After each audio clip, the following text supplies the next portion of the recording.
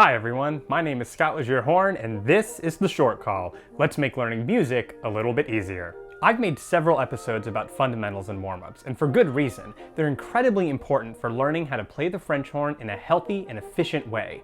But just because you have a collection of exercises to use, you still have to organize them together so that you're ready to play outside of the practice room. In this episode, I'm going to go over 3 ways to structure your warm-up depending on how much time you have and what else you need to do that day. First is your full-length feature film focused fundamental routine. This warm-up has everything. Long tones, articulation, scales, high notes, low notes, MTV's Dan Cortez, whatever you need to feel like you've completely covered all of the basics of horn playing. For professional musicians, this warm-up routine can take about an hour to complete.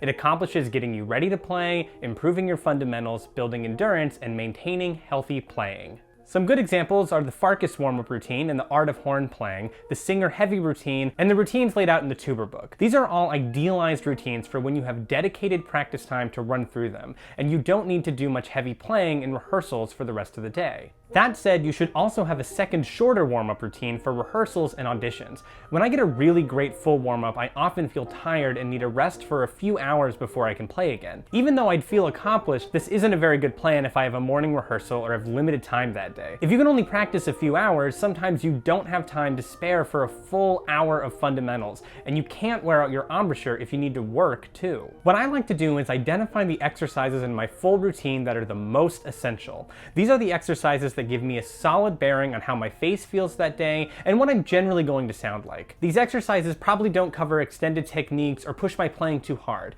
but they will make sure I'm maintaining good habits, getting ready for the day, and letting me perform with the most confidence without getting tired. Generally, it takes about half an hour, and when I'm done, I know I'm ready to play my best. This is a really important routine to have, especially for auditions. A lot of things changed about my audition prep when I started using a shorter half-hour routine. I'm usually not getting too tired before the audition anymore, and I have something I can rely on to get me ready to play. It also means that once I'm done with the routine, I can trust that I'm ready to audition and don't have to keep picking up my horn to check if I'm still warmed up. Unfortunately, we don't live in a perfect world, and you're going to need to be ready for those days when you really have no time to warm up. Maybe your bus is late or there's traffic on the way to the hall, maybe you have a late night concert followed by an early morning rehearsal, but whatever it is, you need to have a third routine or really just one exercise that you can accomplish in 5 minutes. You can do a lot in just 5 minutes, especially if you already know how you're going to spend that time. When you're in this situation, your main goal is getting warmed up just enough so that you won't injure yourself and that you'll be ready to play in tune